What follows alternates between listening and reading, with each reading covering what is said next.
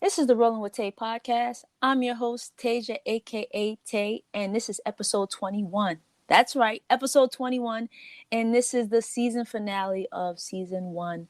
So I actually gave you one more episode than I said I would, but this is a great episode. My guest is Brian. We became friends on Strava. You already know what Strava is.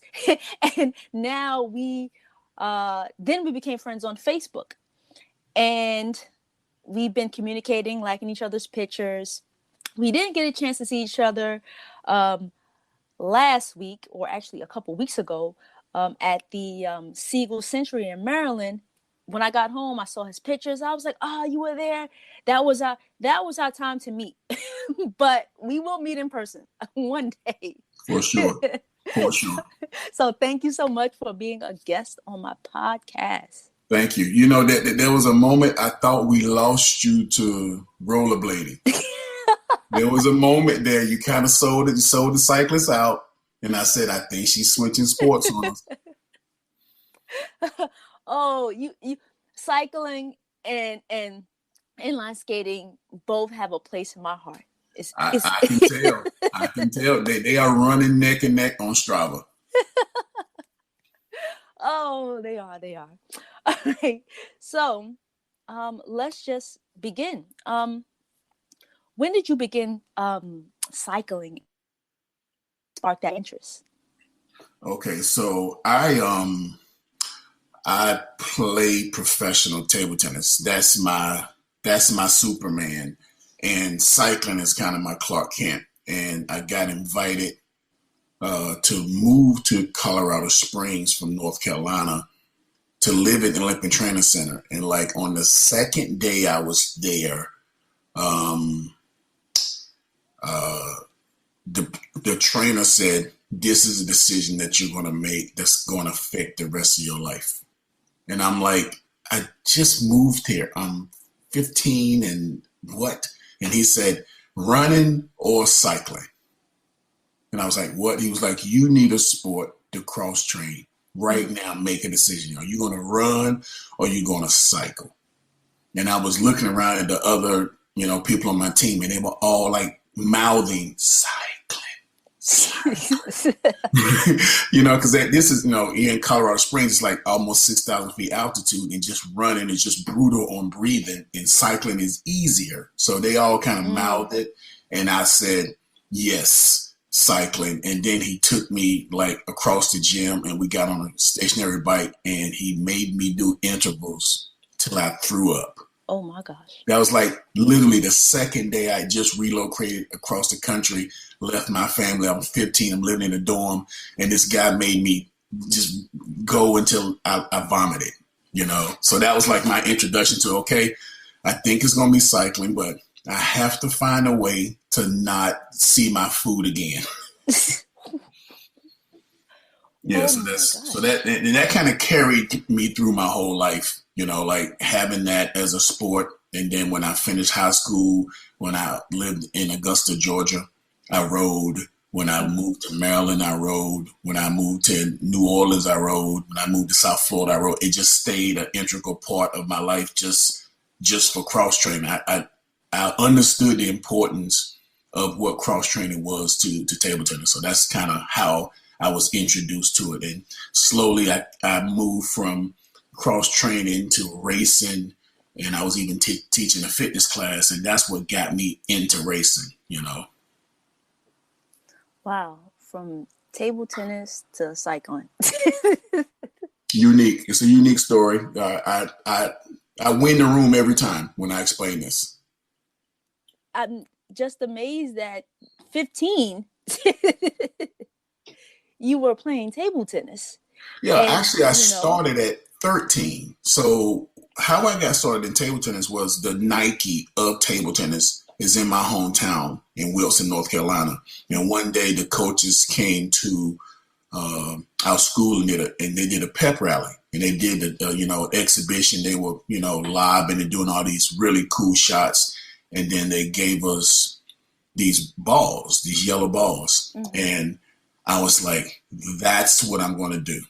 that's what I'm going to do, because I had already recognized I was going to be an athlete. I just hadn't chosen a sport, because I was doing sports throughout the entire year, and which just kind of drove my mom crazy, because I never allowed her to take a break from taking me to different, trainings and sports and competitions. And I got home and I got in front of the TV and I held up the yellow ball and I said, got an announcement, everybody, I'm going to be a professional table tennis player.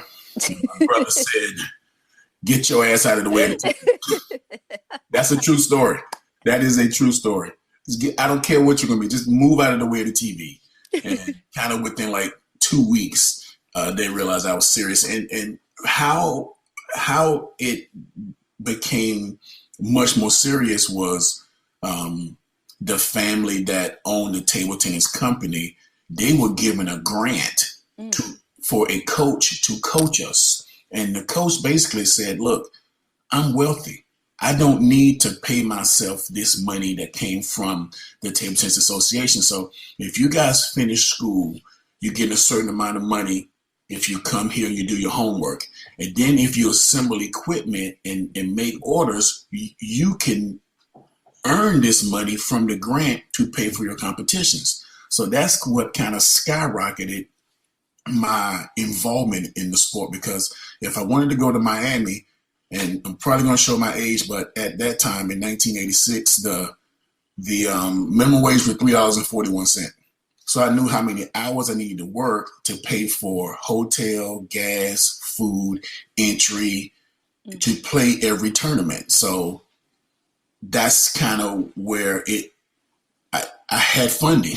Yeah. I worked, I made money, and then I would, pay for my own competition. So that's what really, it kind of put it in the fast lane, And that program was looking for Olympians. We're not looking for recreational people. We're building Olympians, and it ended up turning into a group of 100, and then it compressed down to probably like 10 or 12 of us that were just elite top juniors in their age category, And that's what led to 2 years later me going to the Olympic Training Center, but it started at 13, And it was weird to walk to a tournament and you see no Black people. Mm-hmm.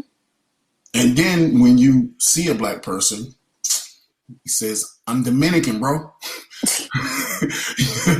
Because at that time it's football, all the classic sports, track and field, all the classic sports that Black people dominate, and it was nothing in table tennis. And that's what drew me to it, is that this is a sport where nobody actually looks like me. I think I'm going to learn more than I'm willing to even understand, because culturally, table tennis is an international sport, which means I'm going to just learn from people just because nobody's going to have my shared experience, Wow. That is amazing. Just to go back a little bit, I definitely can picture your brother telling you, move out the way. For sure. For sure. Definitely picture that. And then just at such a young age, like, wow. Yeah, this program, they when they went to the school, they said we needed people between 10 and 13, because they know if you're going to produce a world-class athlete, that's the age. And really the age should have been like 9 or 10. But, whoever came were the people that whoever came. And right at that, it was a really small window where I was making an adult decision about what sport I was going to play. Mm-hmm. When it was track and field, when it was gymnastics, when it was swimming, when it was football, when it was basketball, I dominated all year. But the moment that I saw the uniqueness of this sport, it changed me, because I think the first time I went to Las Vegas, I saw Ice-T and Jerry Lewis in Caesar's Palace in an elevator. Mm-hmm. And that kind of rocked my world. And Jerry Lewis acted kind of buffoonish in his movies, but when he was walking through this casino, he was like a pimp. He had like 5 women with him. And I even said something to him in the elevator. I said, you act stupid in those movies. And this is the time you could smoke. He had a cigar and he said, kid, you got to be real cool to act stupid in movies. That is a true story. And that was one part of the summer, right? And then the next part of the summer, we went to Miami, and all my friends had gone to football camps that were about 20 miles away. And I went 800 miles to Miami, right? So when I came back, we're all sharing stories. And I said, I got to see Miami Vice being shot at my hotel. I was staying at the Eden Rock Hotel. And I said, and here, I do you one better. I saw boobs on the beach. Now, I'm not talking about like boobs in a bikini. I saw real boobs on the beach. I said, my summer was better than yours. So that kind of completely changed my world because I realized how cultured I was being. And once my mom saw that, I started reading different books and I started just my attitude changed. She said, okay, I think he's just made a life decision, an adult decision at 13. So that kind of just set off this chain reaction where I was looking for everything that was unique, Yeah. Table tennis, it exposed you. Yeah. It was right at the time that I was ready to accept that decision, whatever that decision was. I mean, it could have been inline skating. It could have been just about any sport. Because when I got to Olympic Training Center, other sports were asking for me. Powerlifting, track and field. They were saying, we want to test this guy. This guy has a body that's built like Mike Tyson. He's a natural. He doesn't lift weights. Maybe a ping pong where it's focused on hand-eye coordination and reflexes is not his sport. He should be doing a power explosive sport. And I just rejected it all because table tennis had already shown me so much so early, So with that said, what's one of the biggest lessons you've learned with training elite athletes? Is it's kind of a shared admiration for each other that nobody really wants to talk about, right? And then once you really you move to the Olympic Training Center, you're in a dorm, you're with 16 people, and everybody's a little standoffish at the beginning of the school year. And as you start to go through the training, you start to say, this person has unbelievable reflexes. This person has unbelievable footwork. This person has unbelievable power. This person is probably the most strategic person on this team. This person can really handle their emotions well. So then you start to realize that, you have a shared experience to where you can start to appreciate that these other people do something better than you and to not be intimidated by it.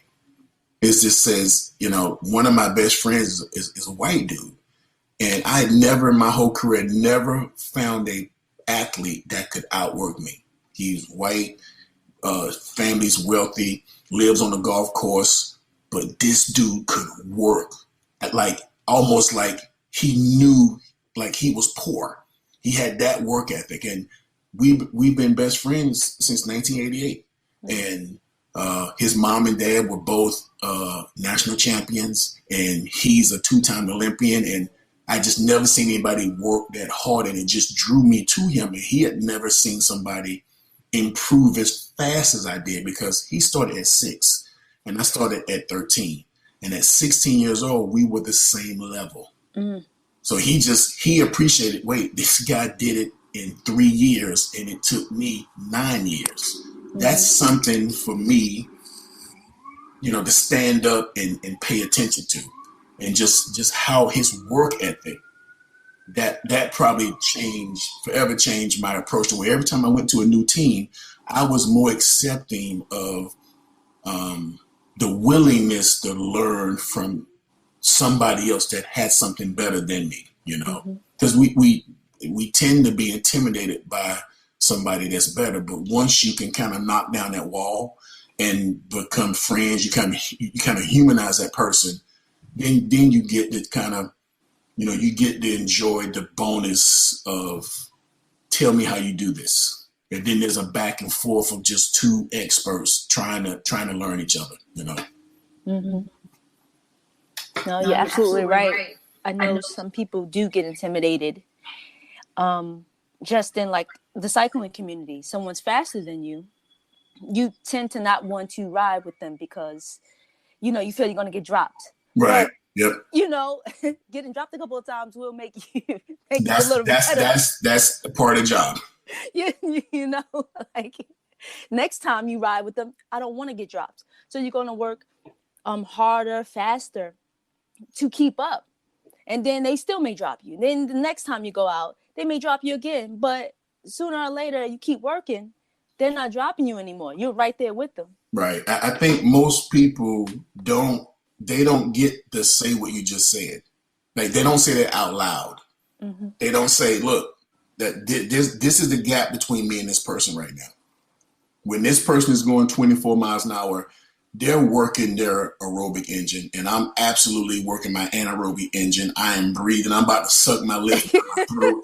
And then slowly you close the gap, but nobody ever says it out loud so they can actually enjoy that process. Because that's what I've learned over this course of just riding so long, is to really just enjoy the process. Because at the end of the day, like if you were to have a really good result, that result is the culmination of a tremendous amount of training, right? So how could you ever enjoy that one little result compared to the process of training? So I just, I train twice a day.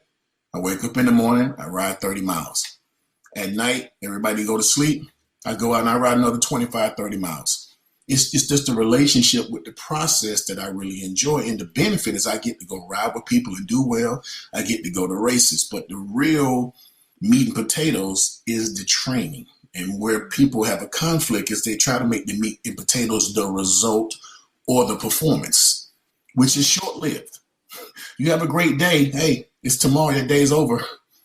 Mm-hmm. You don't get to have that as much fun for how much work you put in. So if you're happy about the work you put in, then you have a real relationship that makes you want to just keep getting up. Because like in my area, like of all the black cyclists, I've done the most miles, and I wasn't competing with anybody. I'm like at like 8,000 miles, and everybody else is like at 6,500. Mm-hmm. So it's like that guy loves the bike more than me because he just rides more than me. This is not about him winning, because I rode 8,000 miles and I've raced 80 miles. That's how many miles I've raced this year. 80, only 80 miles. I've raced 4 times this year, but I've done 8,000 miles. So I tell everybody, this is not about racing for me. I love racing, but this is about the relationship, Kudos.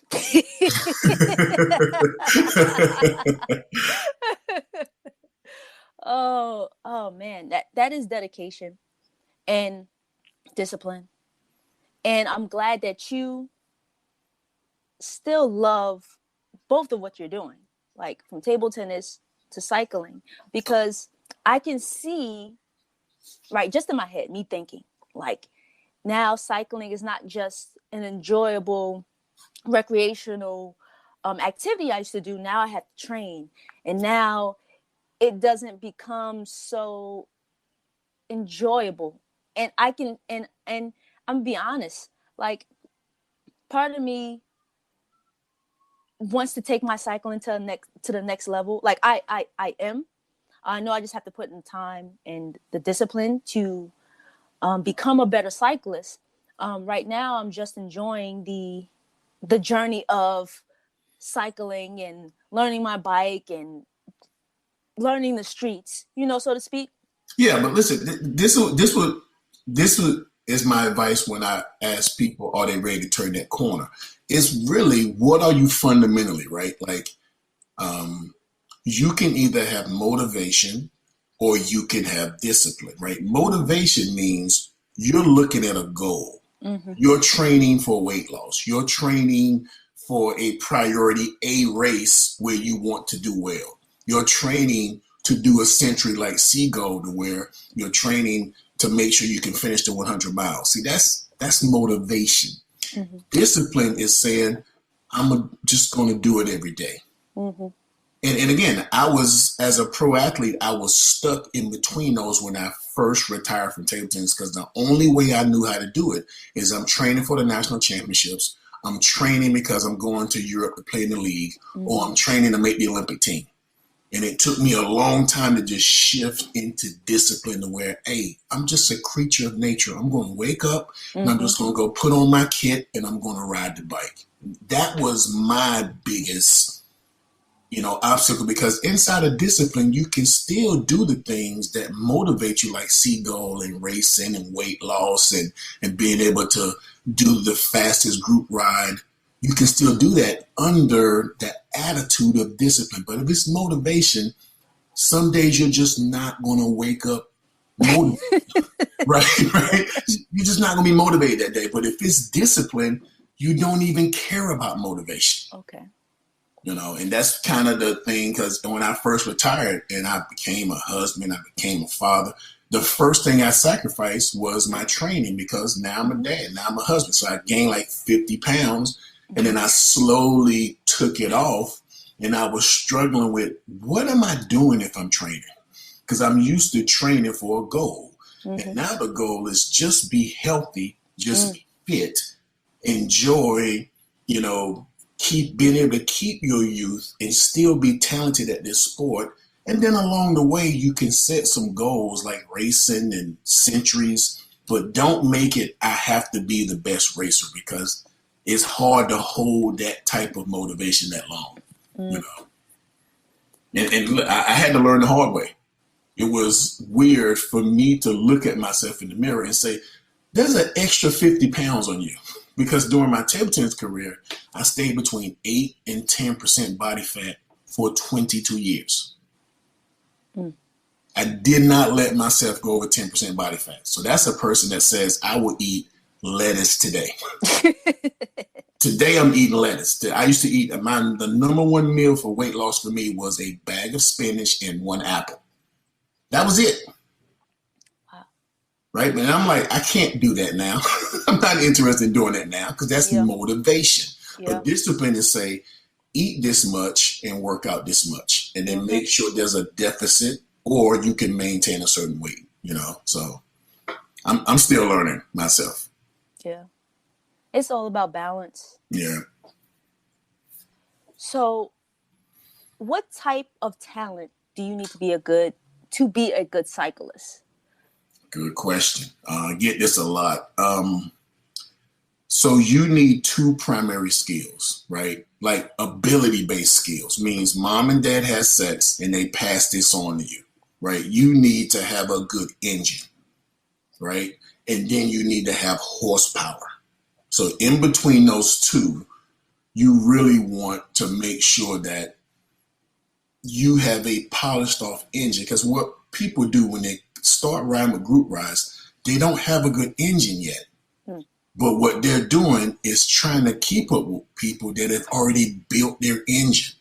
So this person may say, on a scale of 0, 1 to 5, I was in zone 5, almost killing myself to keep up when that person was in zone 3. Well, you got to give that person that person had a 2-year head start to build up their engine. So, and that's going to determine whether or not you're going to be a good racer. But it's not going to necessarily determine whether or not you can ride group rides well, because group rides don't necessarily require high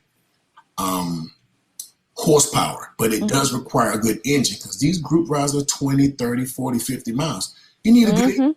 And you have to look at yourself between, are you a diesel engine that's sitting on top of a Porsche, which means you have a good engine, but your horsepower is tiny, or reversed. You're an 18-wheeler, and anytime you want, you have a Porsche on top of that, the way you can go high octane, high horsepower. So being able to manage both of those and develop them, it will really determine whether or not you're a balanced cyclist. You know, I mean, I look like a football player, but I have an incredible engine. So when I go to these group rides, they look at me like, that guy's going to be the first casualty. They do it every single time. They give me a look like, okay, dude. And some dude say, do you know your way back to the car? I said, I'm not getting dropped today. I said, I'm not getting dropped today. And then at the end of the ride, he's giving me a fist bump. He said, man, you're strong. And I was like, I know, it's because I look like a football player, and you believe inside this chest there's not a really good aerobic system. And it is, because I spent all these years developing it and polishing it off. You know, so that's the thing the person has to realize. Did I just get dropped because my engine is bad? Or did I get dropped when everybody went high horsepower? And everybody knows that answer. They know it. Hey, man, these guys, they were chilling. And then I just died. That means your engine is trash, right? Because you didn't develop it. Or you say, my engine is fine, but the moment that it ramped up and everybody started really going high octane, I get dropped. Or, and racing is a combination of both. It's just complete chaos. It's complete and utter chaos. You're in horsepower, you're in engine at all times. And this is what it is. You're riding engine and then horsepower.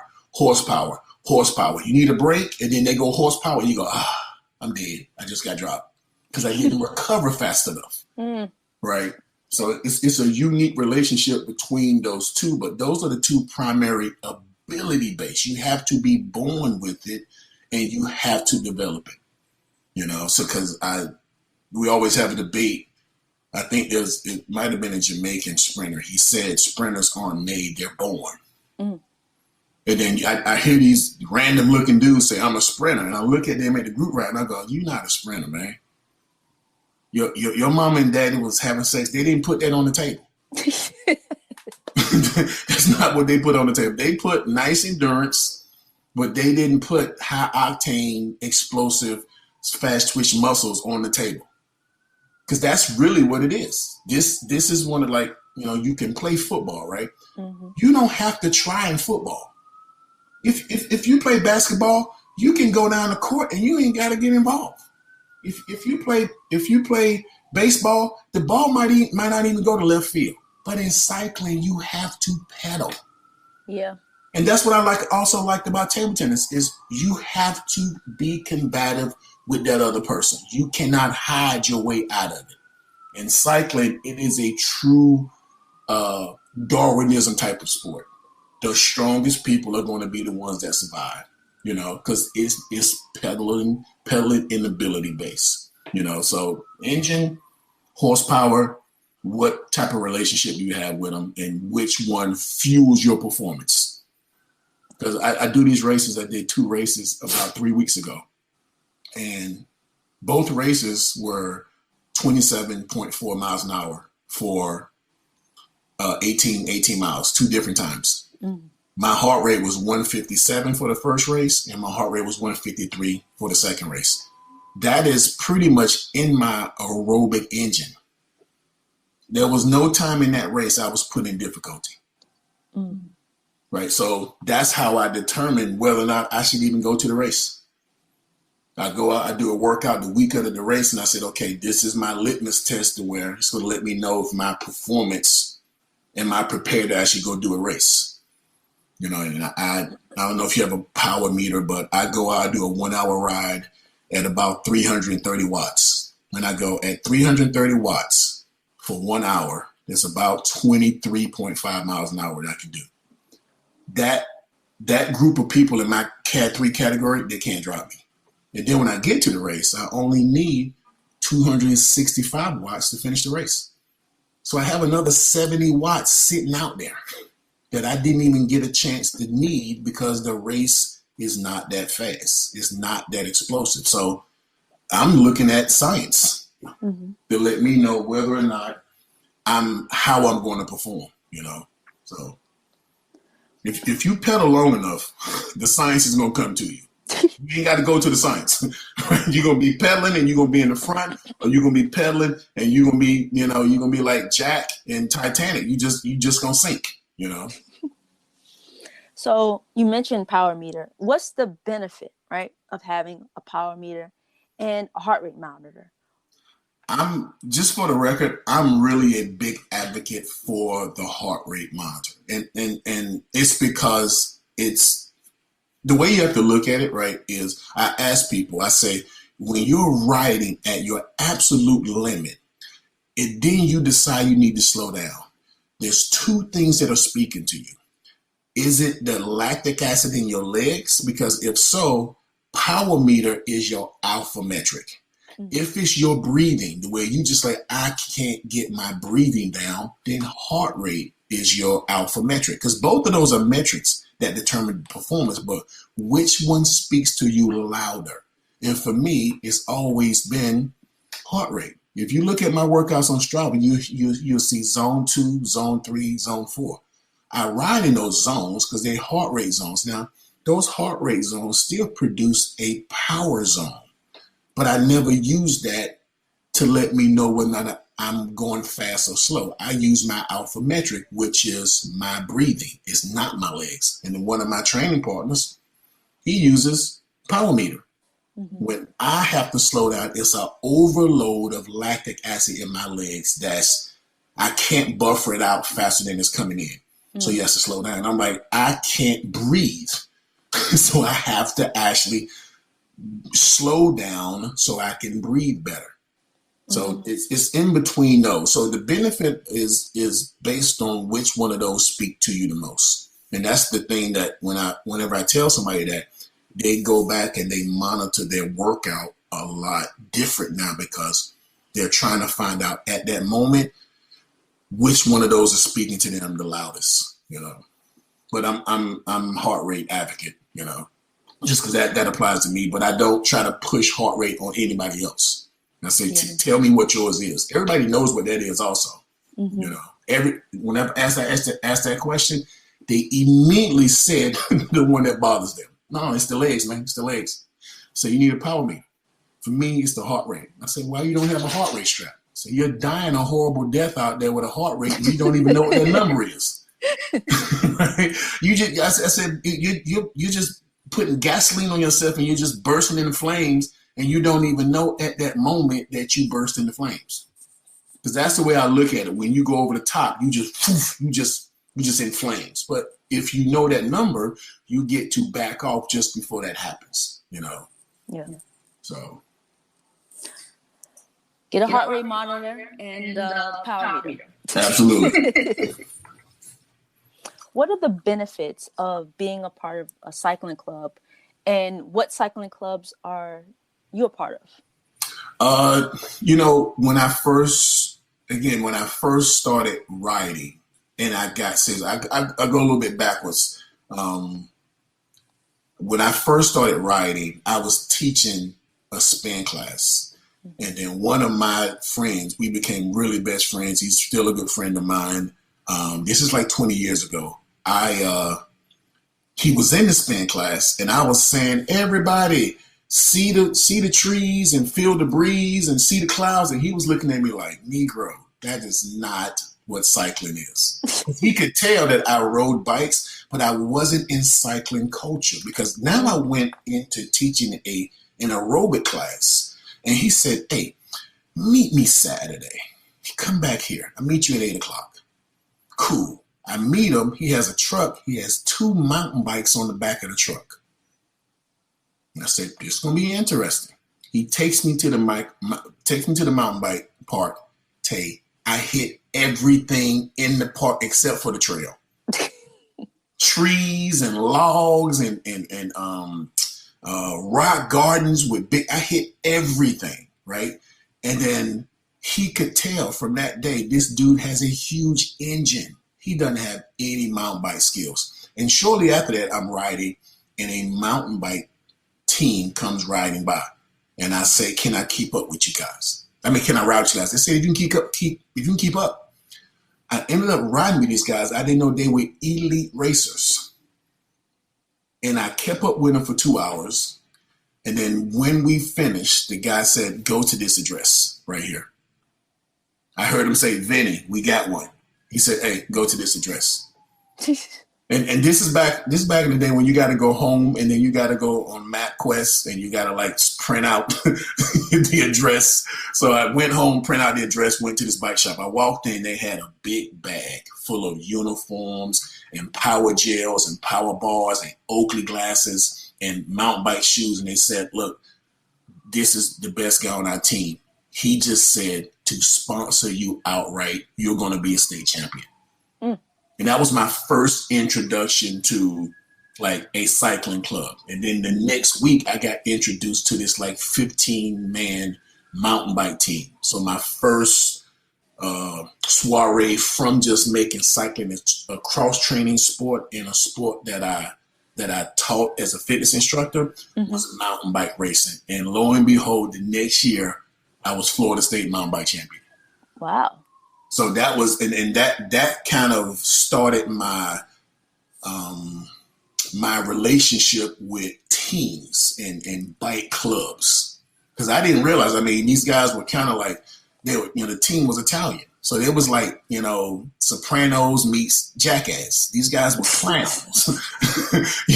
After this, I'll send you a video. I was there last month and I walked in the shop and they said ping pong because the team has so many Brians, they would not call me Brian. We got landscaper, we got, painter, and they would say, hey, ping pong's on the phone. Hey, ping pong's here. Hey, come over here. Let's hang out a little bit with ping pong. He's in town for 2 days. So that, and 20 years later, I still have a really good relationship with them. But that kind of changed me from being just it being a cross training sport to saying, I'm going to start enjoying these relationships in cycling like I did in table tennis. And really the benefit is, like you have a multitude of different type of riders on your team. And locally, I ride for Team Flow Cycling out of Raleigh, and I race for GII, which is out of DMV. So, and people ask me, explain what that means. I said, look, I go to the party with Team Flow. But the moment that I hear the electric slide, I go find GII. There it is. That's it. The moment I hear the electric slide, okay, this is the race team. And again, I mean, most teams have one or the other. Not a lot of teams have both. Yeah. Because the culture between riding bikes in groups and racing is completely different. And this sport is really like an elitist sport. And then racing is an even smaller percentage of that elite attitude. Because locally for Team Flow, we don't have a race team. So I said, okay, I'm going to ride for a team that's, Anthony Carter in DMV for GII. He created that team. He told me 7 years ago, I'm going to create a race team inside of this bike club. And that's actually what he did. And he asked me years ago, I want you to join the team. And then this year I joined the team in May, So those are the benefits, So. Nice. That's what's up. To jump back to your table tennis career, can you tell me what the dynamic table tennis is? Yeah, so I had a real advantage when I started playing table tennis. The first day I walked in, my coach was number 3 in the country. So I never really learned a bad technique. So I go from being a top junior, top cadet, to being a top high schooler. And then I was the number 1 college player in the country. And then after my college, I went to play in Europe. So I had this encyclopedia of perfect information from about 18 coaches that range from, just a low-level coach to people that have won Olympic medals. And then when I decided that my career was over my international career was over. I wasn't going to travel because I lived in Romania for 4 years and played in the league over there. Once I realized that was over, I said, I need another I need another profession, but I don't want to leave table tennis. So that's when I said, I want to become a coach, because I've spent my life having experts make sure I do it perfectly. So I had the foundation of what coaching was. And then I just realized I needed to kind of flip the switch and change my focus from me as a selfish athlete to me as an unselfish coach. So what you realize when you coach, right, you got to stand there, and the reason Dynamic Table Tennis was created was I can reach a broader audience of people. I can create a training video. Because what it basically is 11 training videos that, are about in total 25 hours of training, and that cover every skill in table tennis, and they're in download form, and I own it 100%. So I took all my knowledge from table tennis and put it in these videos, and to this day, I'm still getting, international sales every single day. Wow. And the way you kind of corner the market is you say, when table tennis becomes mainstream and a person were to type in table tennis training in YouTube or Google, I want my name to come up. And probably 150 to 200 times in my life, a person has come to me and they said, I put table tennis in YouTube and your video was the first video to come up. So that's what I want, is to say, when it comes to table tennis learning, table tennis education, I want to be the person that people find, because what that is, that new person is a new sale. Right. And for me, in this day and age with Black people having to own a business, what I really wanted to do is really build some generational wealth, because this is something to where it's just going to live on. Because once you have something like this and it's just out there, I don't do anything. Bing, I look down, says somebody bought a video. It automatically downloads to them. I just keep riding my bike. Because for most people work, you have to be there. You have to physically be there.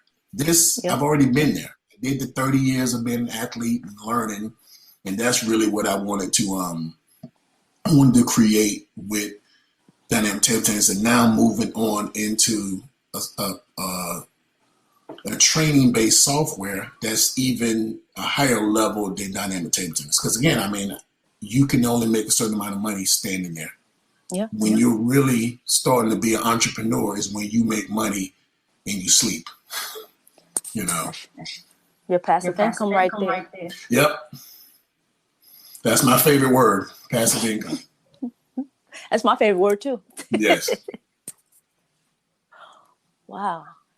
Like, this has been, first of all, thank you again. No, thank you. I've been watching all these podcasts and I'm like, these are some really interesting people. I'm not sure I'm interested enough to even be in the podcast. I was saying that. I was like, nah, I think my story's kind of boring. Nah, it's kind of boring. Nah, not worth it. Listen, I want you back on here. And I want you to talk about, like, go in depth, right? With certain type of training, from cycling to table tennis, because I'm gonna be honest, the table tennis, like, we have this gymnasium, like the Boys and Girls Club, and they had table tennis, and I'd go there and hit the ball a couple times and didn't know what I was doing, and like, all right, I'm done with this. Like, you got to send me some video or a picture next time. Oh, I'd love to see it. I was like, didn't know what the hell, and to see that you have gone to these levels within table tennis. Listen, the only thing I haven't done in table tennis is made the Olympic team. Junior champion, collegiate champion, state champion, national champion. Never. The only goal that I didn't achieve was the goal that the program was created for. Mm-hmm. The program said this is an Olympic bound program. And it says two things, right? Because I tried out for the Olympics like 5 times, right? And it says two things. It says that I was good enough to be elite enough to actually try out for the team, but I was never quite good enough to make the team. And really what it is, right, is when you have to make the Olympic team, you make it in terms of continents. Mm-hmm. So our North American continent, which consists of Canada and the U.S., takes 3 spots. Wait, we have about 16 people that are super elite. We have at least 12 Americans and 8 of them elite, and the same thing for Canada. So what happens is they put these 24 people together and they throw 3 cheeseburgers in the middle of the circle and they say, everybody go eat. Which is just it is the equivalent of like Hunger Games. It's Squid Games. It's just, hey, it's just dog eat dog. And I tried out 5 times and I never really got close. So it says 2 things. You have been elite, but you have not been elite of the elite, which is something I can live with, but there was nothing else for me when I said it's time to retire. I have done everything. You tried out for something 5 times, you didn't make it. You know what? Yeah, I think you're good. You're good. Listen. You're elite in our hearts. Oh, that's so sweet. Brian, I want to thank you.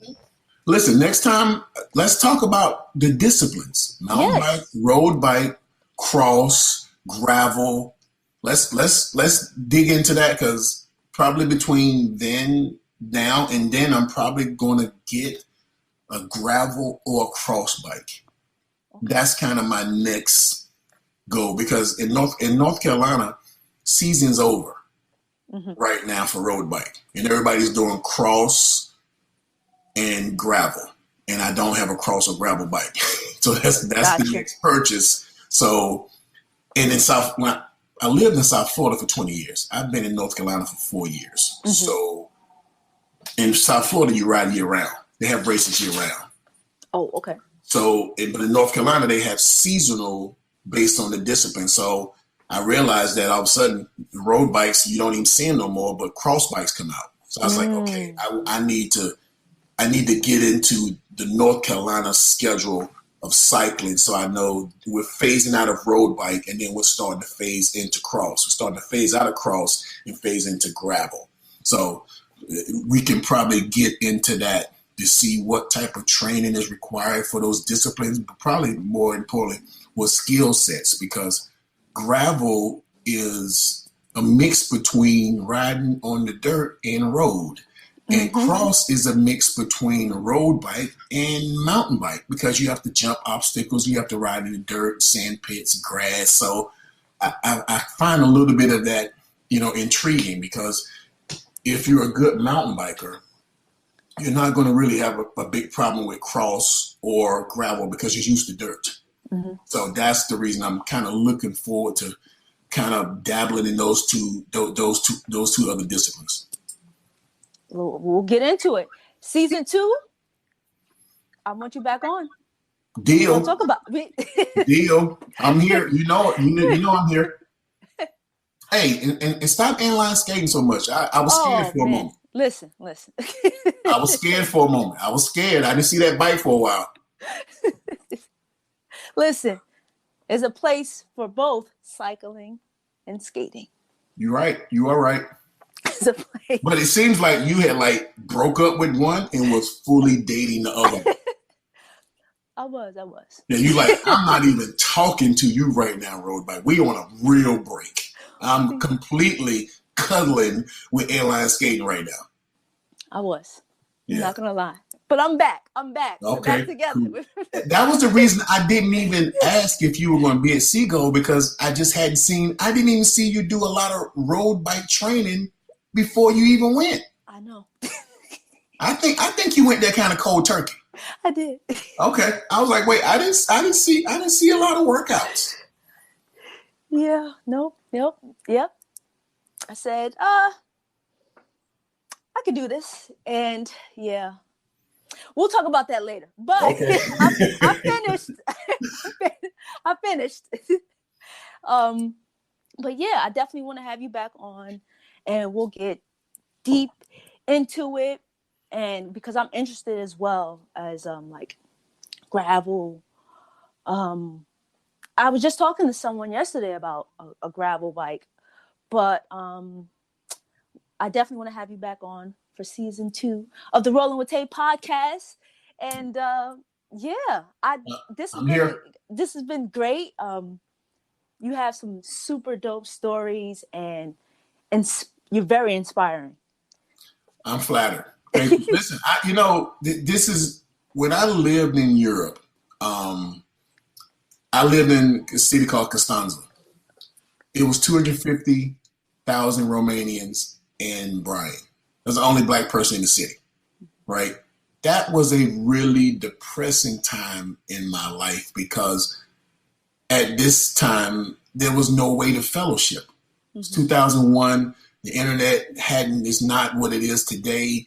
And what I like now is I get to be really close to people and to look into their life. Because I say the people that allow me to be into their virtual world, whether it be Instagram, Facebook or Strava, I get a chance to look into their life and get inspired by how they see bikes.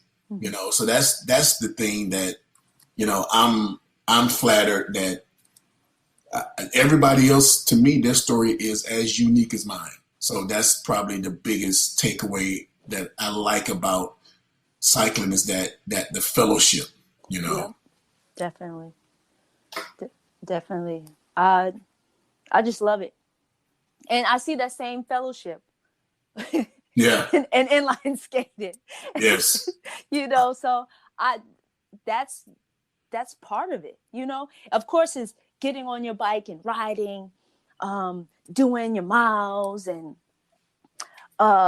beating those times, but it's also, like you said, the fellowship and just getting together with other riders and finding out that you have something more in common than just riding bikes or just inline skating or whatever it is, just if it's table tennis, if it's hiking, and this one common thing brought you all together. So, yeah, I just love that about the different communities that I'm in. Yeah, I mean, I love this cycling community. I get to meet people from California, people like you from New York, people that we've all admired each other. Now we get a chance to see each other.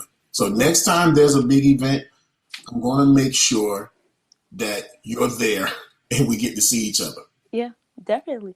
Let's make it happen. Look forward to meeting you. Absolutely. All right. So this is the Rolling with Tay podcast show. And I'm your host, Tasia, a.k.a. Tay. And this is the season finale of Rolling with Tay podcast, episode 21. Thank you so much, Brian. Any final words? It has been a pleasure. Thank you for taking the time. This was awesome. All right. Thank you.